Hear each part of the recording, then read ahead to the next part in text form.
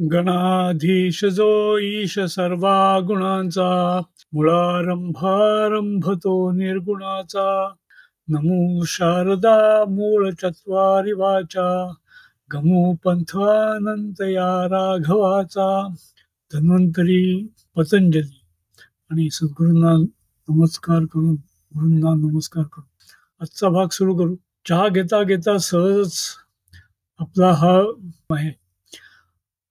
हा मुळात आरोग्याच्या धागाने गुंफलेला हा एक हार आहे. त्याच्यामध्ये आहेत गप्पा, पण मुळात आरोग्याचा धागा सगळीकडे आहे. त्यामुळे आरोग्याच्या धाग्यामध्ये गुंफलेली ही गप्पांची माळ ही मी आपल्या चरणी वाहण्याचा प्रयत्न करतो. रोजचं हे फूल कमळ गप्पांचं ते आपल्या चरणी वाहतोय. आपण सगळे ऐकणारे आणि या कार्यक्रमात सामील होणारे, सबस्क्राईब करणारे, नियमितपणे ऐकणारे सगळ्यांनाच नमस्कार. आणि तुमच्यामुळेच हा पॉडकास्ट चालू आहे. काय आहे की फॅमिली डॉक्टर ही संकल्पना मागे पडली आणि ती अजून मोडकळीच्या अवस्थेत का होईना पण अजून जिवंत आहे. तर या निमित्ताने वेगवेगळे विषय आरोग्याच्या दृष्टीने बोलले जातील असा या मालिकेचा एक म्हणजे जी एक संकल्पना आहे. त्यामुळे यामध्ये वेगवेगळे विषय आहेत, पण आरोग्याला सोडून कुठेच नाही. त्यामुळे आता आज मुंबईत बऱ्यापैकी पाऊस सुरू झाला आहे आणि पाऊस सुरू झालाय. इतके दिवस उकडत होतं, पाऊस थांबून थांबून पडत होता, पण आज सकाळपासून चांगला पाऊस पडतोय आणि त्यामुळे वेगळं वातावरण आहे. आज खरं तर आषाढासारखं वातावरण आहे आणि 2 दिवसांनी श्रावण सुरू होईल. श्रावण सुरू झाल्या हे अर्थातच आम्ही आमच्या पूर्वस्मृतीत जातो आणि आम्हाला आठवतं की आमची शाळा श्रावण सोमवारी लवकर सुटायची, 6 पिरियड्स नंतर सुटायची. आणि त्यावेळेला अर्थातच TV नव्हते आणि इतर मोज गप्पाही नव्हत्या, कमी होत्या.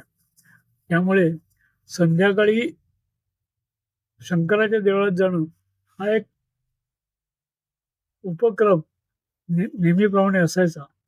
आणि आमच्या जवळच जे ओंकारेश्वर आहे तिथे दर सोमवारी आजही छान आरास होते आणि सर्वात शेवटच्या सोमवारी संपूर्ण बर्फाची आरास असते आणि ह्या गोष्टी आम्हाला आजही आठवतात.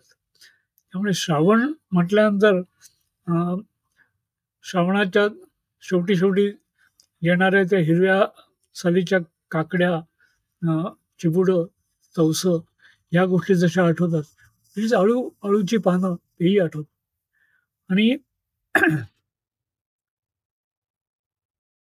त्या निमित्ताने मंगळागौरीचे खेळ खेळणारे आमच्या घरामध्ये व्हायचे आणि आम्ही लहान होतो त्यावेळेला आम्ही इतर ठिकाणी ते खेळ पाहायला जात असतो.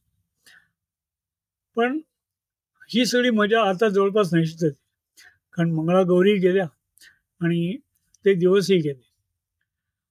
किंबहुना त्यांची जागा आता रात्रीच्या नेटफ्लिक्स आणि यूट्यूबने घेतली आहे आणि त्यामुळे जरा वेगळ्या प्रकारचे खेळ, वेगळ्या प्रकारच्या गप्पा, वेगळ्या प्रकारच्या गोष्टी हे झालं आहे. पण तरीसुद्धा हे विसरून चालणार नाही की